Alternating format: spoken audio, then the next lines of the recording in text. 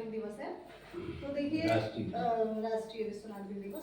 तो देखिए ये सबसे पहले इसकी स्टार्टिंग कहाँ से हुई थी? सन 1991 से इसकी स्टार्टिंग हुई थी।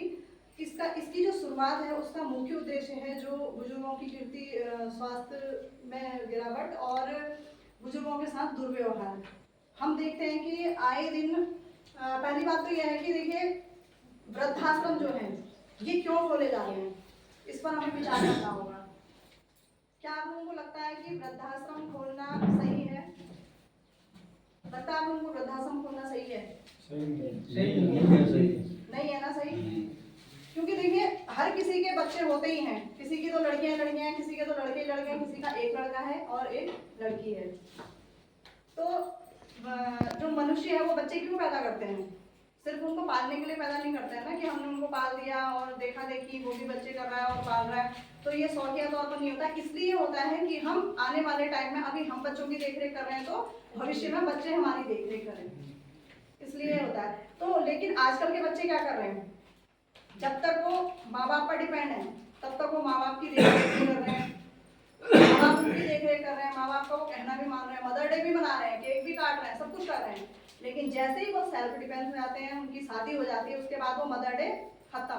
उसके बाद क्या होता है? उनकी एनिवर्सरी बन रही है, मैरिज एनिवर्सरी, और उनके बच्चों के बर्थडे बन रहे हैं। फिर वो भूल जाते हैं कि ये हमारे माँ बाप हैं। उसका मुख्य कारण मुझे लगता है कि हम लोग खुद हैं, क्योंकि हम लोग आजकल बच्चों को इतना बढ़ा दे रहे हैं ना कि बच्चे फिर बाद में हमको भूल जा रहे हैं। अधिकतर पेरेंट्स क्या करते हैं, जितनी अपनी कमाई है सारी बच्चों को पढ़ाने में लगा देते हैं और फिर उनको क्या करते हैं, विदेश भेज देते हैं। जब आप उनको विदेश भेज देते हो तो फिर बच्चे को बाहर की हवा लग गई, वो क्यों आपकी देखरेख करने के लिए बाहर से यहाँ आएगा? अधिकतर मामले मैंने ऐसे देखे हैं जो विदेश में बच्चे रहते हैं वो माँ बाप के मरने के बाद भी नहीं आते हैं।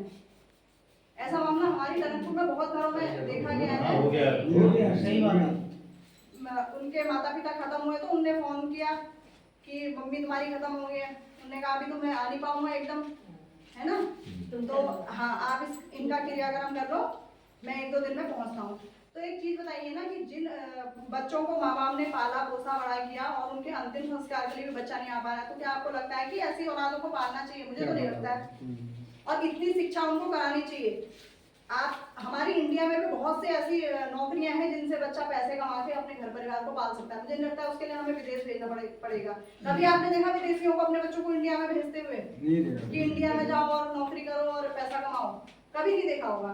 सिर्फ थोड़े से लालच के चक्कर में हम लोग अपने बच्चों को बाहर भेज देते हैं।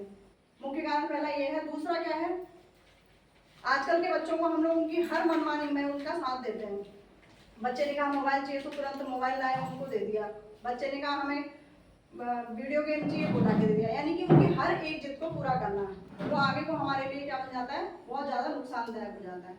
पहले आप देखते थे पुराने टाइम में जब हमारे दादा दादी होते थे, उस समय मुझे लगता है कि कोई वृद्धाश्रम होता भी था। उस समय वृद्धाश्रम नहीं होते थे क्योंकि बच्चे भी बहुत सारे होते थे। आजकल हम 2 ही बच्चे पैदा करते हैं, एक लड़का और एक लड़की। लड़की की हम कर देते हैं शादी, रहता है लड़का। या जिसके ये ज्यादातर कंडीशन कब आती है, जब 2 लड़के होते हैं या 3 लड़के होते हैं। उसमें क्या होता है, एक लड़का सोचता है ये पालेगा